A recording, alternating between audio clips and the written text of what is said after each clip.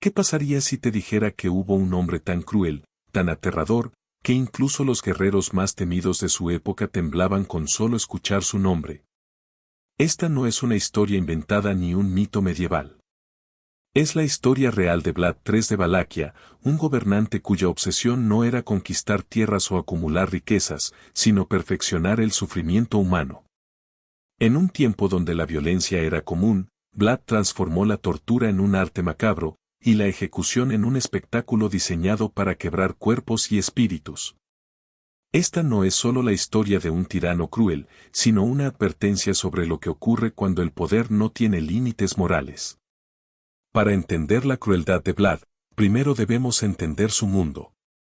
A mediados del siglo XV, Europa Oriental era un campo de batalla entre el Imperio Otomano y los reinos cristianos. Valaquia, una pequeña región situada entre Hungría y los otomanos, era constantemente presionada para tomar partido. Vlad III, conocido más tarde como el Empalador, heredó este dilema de su padre Vlad Dracul, el hijo del dragón. Desde joven, Vlad fue rehén en la corte otomana, donde aprendió que el miedo podía ser más poderoso que la espada. Allí vio cómo los turcos usaban el terror para mantener el control. Las ejecuciones públicas no eran solo castigos, eran mensajes dirigidos a todos los que pensaban en rebelarse. Cuando Vlad volvió a Valaquia en 1456 para reclamar su trono, encontró una tierra devastada por guerras civiles, amenazas extranjeras y nobles que habían asesinado a su padre. En lugar de buscar alianzas o pactos, eligió otro camino, gobernar con un miedo tan profundo que su sola presencia fuera suficiente para evitar revueltas. Su método preferido fue el empalamiento, pero no cualquier tipo de empalamiento. Vlad perfeccionó esta técnica para prolongar el sufrimiento durante horas o incluso días. Las estacas que usaba eran deliberadamente romas para no matar rápido, y se insertaban por el recto, evitando órganos vitales para alargar la agonía. Las víctimas eran elevadas en posiciones específicas, a veces con la estaca saliendo por el pecho, la boca o el hombro. Su objetivo no era solo matar, sino que todos escucharan los gritos y recordaran.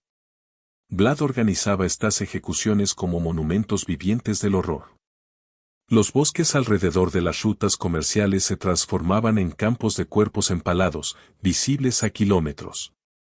Algunos aún vivos, otros en descomposición. El olor, los gritos y la imagen misma hacían que hasta los comerciantes más valientes evitaran pasar por su territorio. Pero el empalamiento no era su única técnica. También usaba el desollamiento, el hervor en aceite y máquinas de aplastamiento de huesos, todo calculado para causar el máximo sufrimiento sin provocar una muerte rápida. Uno de los eventos más recordados fue la masacre de Pascua de 1459. Vlad invitó a los nobles de Targoviste a un banquete de reconciliación. Pero era una trampa. Durante la fiesta, sus guardias cerraron las puertas y arrestaron a todos. Los más viejos fueron empalados de inmediato, los jóvenes y sus familias fueron obligados a marchar a su castillo, donde trabajaron como esclavos hasta morir. Vlad supervisó personalmente las ejecuciones, bromeando mientras cenaba entre los moribundos. Incluso ajustaba la posición de las estacas para mejorar el efecto visual del sufrimiento. Muchos de los cuerpos fueron usados como parte de los cimientos del castillo, como símbolo de su poder absoluto. Su reputación cruzó fronteras. Un comerciante alemán describió llegar a una ciudad cuyo centro era un bosque de moribundos, con cientos de estacas organizadas en círculos.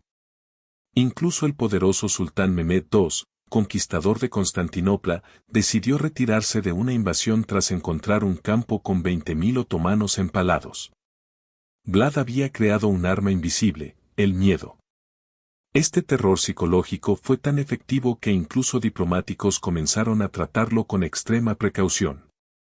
Una historia impactante es la de los embajadores otomanos que se negaron a quitarse el turbante por razones religiosas. Vlad ordenó que les clavaran los turbantes a la cabeza con clavos, y luego los empaló. Sus cuerpos fueron colocados en la entrada del país, como advertencia para futuros enviados. Esta acción provocó la furia del sultán Mehmed II, quien lanzó una gran campaña militar contra Valaquia. Vlad respondió con una táctica aún más escalofriante, la guerra psicológica a gran escala. En su retirada, dejó pueblos falsamente habitados por cadáveres empalados, pozos envenenados con cuerpos y almacenes llenos de restos humanos en lugar de comida. También organizó un ataque nocturno contra el campamento del sultán. No fue un intento de victoria militar, sino una demostración de que ni el hombre más poderoso del mundo estaba a salvo. Aunque falló en matar al sultán, el mensaje fue claro. En su retirada, empaló a cientos de soldados otomanos, colocándolos a lo largo del camino de regreso para que los que huían los vieran morir. Algunos soldados desertaron por el puro terror. La campaña otomana se ralentizó, no por falta de fuerza, sino por miedo a avanzar en lo que llamaban el país del diablo. Sin embargo, esta táctica tuvo un precio. Su uso excesivo del terror hizo imposible gobernar con normalidad. Los asesores estaban demasiado asustados para decir la verdad, los aliados desconfiaban de él y el pueblo vivía en constante miedo. Incluso sus antiguos aliados, como el rey Matías Corvino de Hungría, comenzaron a verlo como un problema. En 1462, Vlad fue capturado por los húngaros y encarcelado durante 12 años. No fue castigado por sus crímenes, sino apartado por razones políticas. Ya no era útil, sino una amenaza para todos, incluidos sus aliados. Durante su prisión, comenzaron a circular historias sobre su crueldad, muchas veces exageradas, pero basadas en testimonios reales. Estas historias alimentaron el mito que siglos después inspiraría al personaje de Drácula. Cuando volvió brevemente al poder en 1476, su impacto ya no era el mismo. Su reputación, aunque temida, ya no paralizaba a sus enemigos. Murió en batalla ese mismo año, rodeado de enemigos y sin el apoyo del pueblo que una vez gobernó con puño de hierro. El legado de Vlad el Empalador va más allá de sus actos. Su historia muestra cómo el poder absoluto sin conciencia puede convertir a un hombre en algo peor que cualquier monstruo de ficción. Estudiosos modernos han analizado su comportamiento, reconociendo que muchas de sus acciones tenían objetivos políticos claros, pero también un componente de sadismo personal. Su historia ha servido como caso de estudio para entender la psicología de la violencia política y cómo las sociedades sobreviven bajo terror extremo. El sistema de Vlad fue eficaz a corto plazo, eliminó opositores, evitó invasiones y mantuvo el orden. Pero destruyó toda posibilidad de estabilidad duradera. Su poder, basado únicamente en el miedo, lo dejó completamente solo. Su historia nos obliga a preguntarnos, ¿puede algún objetivo político justificar tanto sufrimiento deliberado? ¿Puede el miedo sustituir a la justicia?